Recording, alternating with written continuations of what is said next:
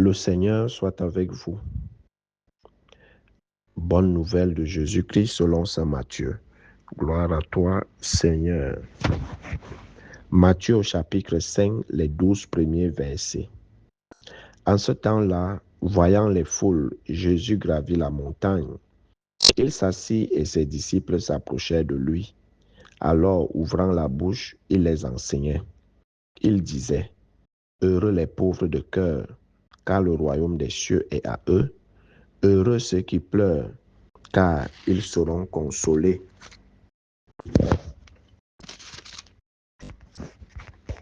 Heureux les doux, car ils recevront la terre en héritage.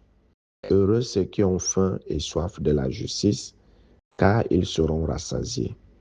Heureux les miséricordieux, car ils obtiendront miséricorde. Heureux les cœurs purs, car ils verront Dieu. Heureux les artisans de paix, car ils seront appelés fils de Dieu. Heureux ceux qui sont persécutés pour la justice, car le royaume des cieux est à eux. Heureux êtes-vous si l'on vous insulte, si l'on vous persécute, et si l'on dit faussement toutes sortes de mal contre vous à cause de moi. Réjouissez-vous, soyez dans l'allégresse, car votre récompense est grande dans les cieux. C'est ainsi qu'on a persécuté les prophètes qui vous ont précédés. Acclamons la parole de Dieu. Louange à toi, Seigneur Jésus. Bien-aimés de Dieu, chers frères et sœurs en Christ, loué soit Jésus-Christ. Loué soit le saint nom de Jésus-Christ. Bonjour à tout le monde et bon début de semaine à tous.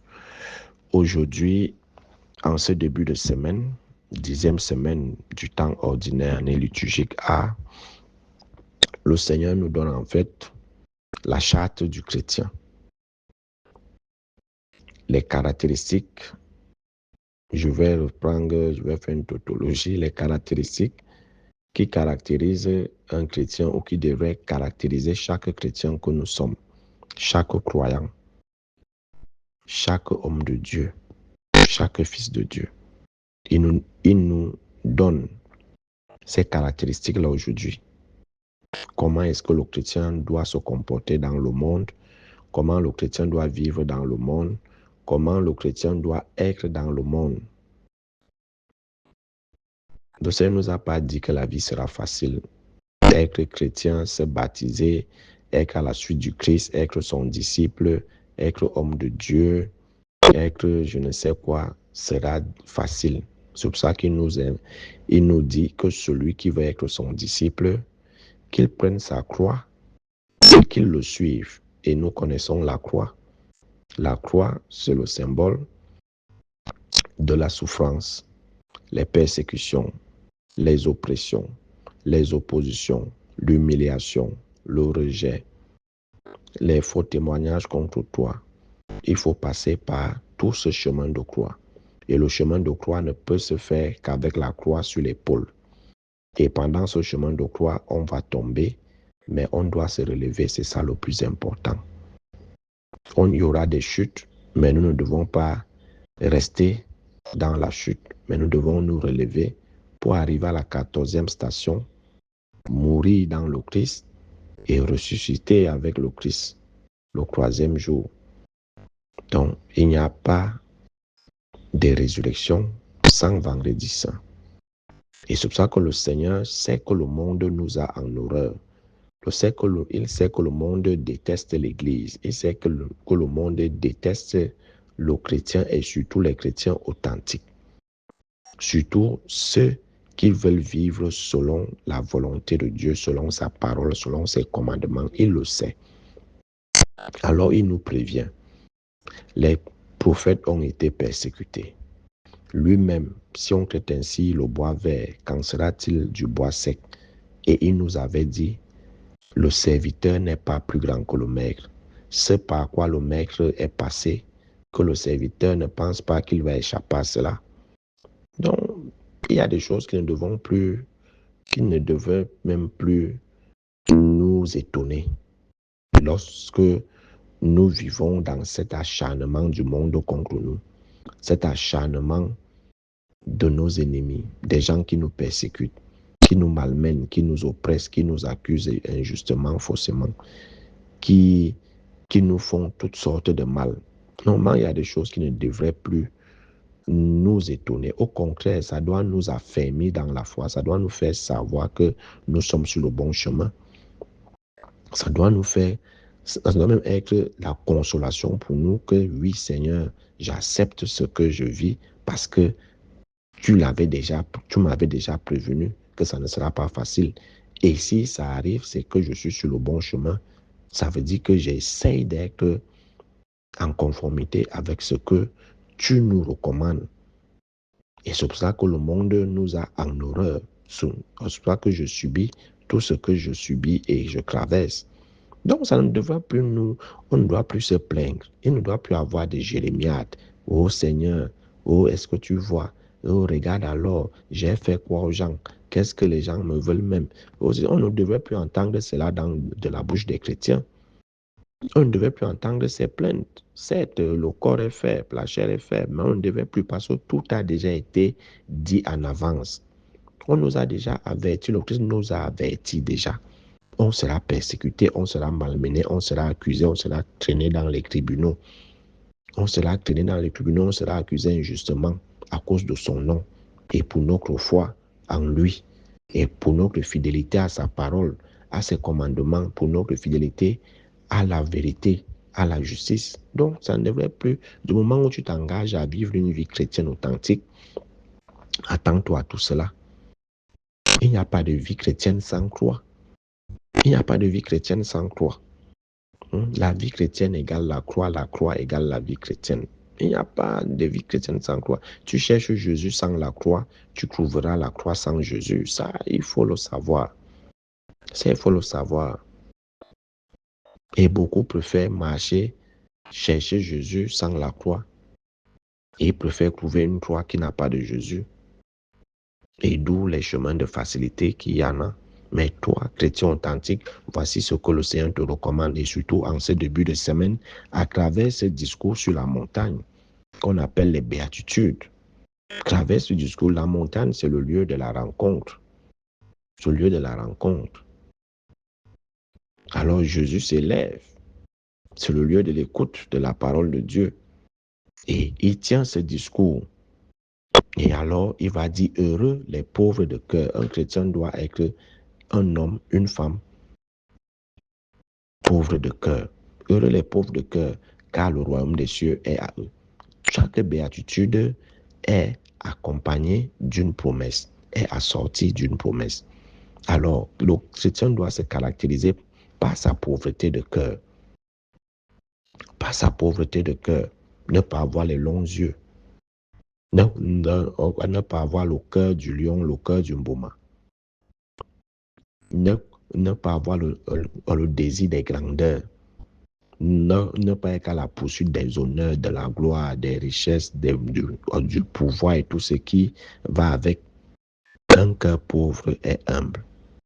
Et Dieu a en horreur les orgueilleux. Il élève les humbles et il rejette les orgueilleux. Donc, une des caractéristiques du chrétien, c'est avoir un cœur pauvre, être pauvre de cœur. Car le royaume des cieux est à eux.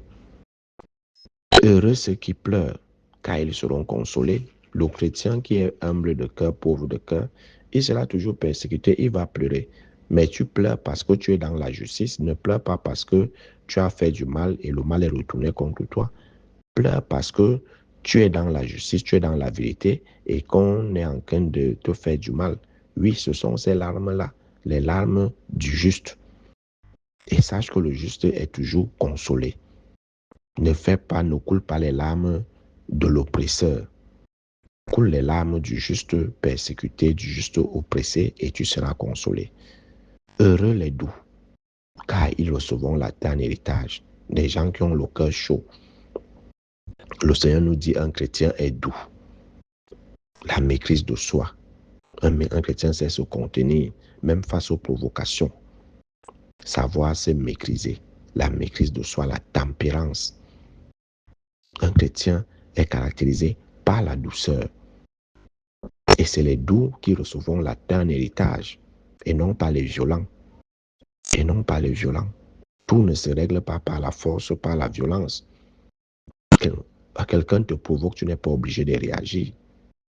Passe ta route, le champ à boire, la caravane passe. Tu sais qui tu es.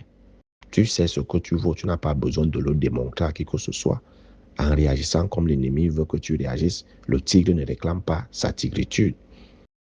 Heureux ceux qui ont faim et soif de la justice, car ils seront rassasiés. La justice, c'est rendre à chacun ce qui lui est dû. Il y a ceux qui font dans les substitutions spirituelles, qui volent les étoiles des autres, qui volent les destinées, qui détournent les destinées autres. C'est à cela. Heureux ceux qui ont faim et soif de la justice, qui réclament ce qui leur est dû. Ils seront rassasiés. Il ne faut pas se décourager. Si quelqu'un a bloqué ta vie, ta destinée, aie soif, prie pour ta restauration et tu seras rassasié. Ne jamais se décourager. Avec Dieu, on gagne toujours. Avec Dieu, il y a toujours la victoire. Heureux les miséricordieux, car ils obtiendront miséricorde. Un chrétien doit être miséricordieux. Le Seigneur nous dit, soyez miséricordieux, comme votre Père l'est. Alors, un chrétien qui ne pardonne pas ne peut pas être pardonné. Un chrétien qui ne sait pas pardonner ne peut pas recevoir le pardon de Dieu. Ça ne sert à rien de dire le Notre Père. Même si tu dis le Notre Père sur la partie où tu dis pardonne-nous comme nous pardonnons à ceux qui nous ont offensés, sachant bien que toi, tu n'es pas miséricordieux. Alors, si vous pardonnez, le Père Céleste vous pardonnera aussi. Tu ne peux pas refuser le pardon aux gens, mais tu pars à la confession pour dire mon Père, bénissez-moi car j'ai péché. Il n'y aura pas d'absolution. Tu ne recevras aucune miséricorde de Dieu parce que toi-même, tu n'es pas miséricordieux. Donc, tout bon chrétien est miséricordieux. Heureux les cœurs purs, car ils verront Dieu. Le Seigneur dit, c'est pas ce qui entre dans le cœur, dans l'homme qui le rend impur, c'est ce qui sort de l'homme qui le rend impur. Les pensées perverses, la méchanceté, la haine, toutes ces mauvaises pensées qui foisonnent dans notre cœur, c'est ça qui nous rend impurs. Alors, les cœurs purs, c'est eux qui verront Dieu. Les gens qui cherchent les visions à gauche et à droite là. Pour voir Dieu, il faut avoir un cœur pur. Mais comment? Il faut voir ce que nos cœurs ont comme pensée. Méchante, noire, ténébreuse envers les autres. Et vous voulez voir Dieu comment? Ni ici sur terre, ni de l'autre côté, vous n'allez pas voir Dieu. Tant que vos cœurs sont noirs comme le charbon ou comme le goudron. Vous ne pouvez pas voir Dieu ni ici sur terre, ni de l'autre côté. Alors, un bon chrétien doit avoir un cœur pur, des pensées bienveillantes, des pensées positives envers son frère et non pas de mauvaises pensées. Heureux les artisans de paix, car ils seront appelés fils de Dieu. La paix. Je vous laisse la paix, je vous donne ma paix. C'est ma paix que je vous donne. Nous aussi, on doit être des êtres de paix, le vivre ensemble, la fraternité. La fraternité. Pour être fils de Dieu, il faut être un homme de paix, une femme de paix. Je ne peux pas dire que je suis enfant de Dieu, mais c'est toi qui es auteur des zizanies, des divisions, de querelles à tout bout de champ. C'est toi qui divises les gens, qui cognent les têtes. Cultive la paix, mon frère, ma soeur, cultive la paix. Sois un homme de paix, une femme de paix, si tu veux être appelé fils ou fille de Dieu. Heureux ceux qui sont persécutés pour la justice, car le royaume des cieux est à eux. Les justes, tu es persécuté à cause de ton talent, à cause de ce qui t'est dû, à cause de ton étoile, à cause de ta lumière, à cause de ton charisme, à cause de ton don. Tu es persécuté. Sache que le royaume des cieux est à toi. Sache que le royaume des cieux est à cela. Donc, ne nous étonnons pas quand on nous persécute. On ne jette que les pierres sur un arbre qui porte des fruits. Si on jette les pierres sur un arbre qui ne porte pas de fruits, soit il y a un serpent dans cet arbre, ça veut dire qu'il y a un problème dans cet arbre. Mais un arbre qui porte les fruits sera toujours, on va toujours jeter les pierres. Donc, heureux ceux qui sont persécutés pour la justice, pour ce qu'ils sont, pour ce qui leur est dû. Le royaume des cieux est à eux. Heureux êtes-vous si l'on vous insulte, si l'on vous persécute, vous calomnie, vous diffame, médit contre vous, et si l'on dit faussement toutes sortes de mal contre vous à cause de moi. Réjouissez-vous, soyez dans l'allégresse, car votre récompense est grande dans les cieux. C'est ainsi qu'on a persécuté les prophètes qui nous ont précédés. Alors, qu'est-ce qui nous étonne aujourd'hui? Qu'est-ce qui nous étonne encore? De savoir qu'à cause de Dieu, à cause du chemin de la justice, de la vérité, à cause de ma fidélité à l'évangile et autres, à cause du fait que je ne me compromette pas dans les choses des ténèbres, que je ne serve pas le diable, que je ne suis pas dans les cercles, les réseaux, cependant, mais dans les réseaux mafieux et autres sataniques, qu'on me persécute. Qu'est-ce qui m'étonne encore? Je dois être fier parce que je suis du côté de Dieu. Parce que je suis du côté de Dieu et sache que ta récompense est grande pour par ta fidélité au Seigneur et à l'Évangile et à ses commandements, ses préceptes, ses lois et ses décrets. Heureux es-tu? Pourquoi te plaindre? Pourquoi? Tu dois être heureux. Ta récompense sera grande parce que tu as enduré tout cela au nom de Jésus. Pour la gloire de Dieu. Pour Jésus. Parce que tu as dit que tu ne te compromets pas. Ta récompense sera grande. Mais ceux qui te persécutent et ils pensent que c'est eux qui sont forts et qu'ils te malmènent, et ils font de toi ce qu'ils veulent, mais ils oublient que ta récompense sera grande au ciel. Donc soyez fidèles. Voilà les caractéristiques d'un bon chrétien et qui devrait guider notre semaine.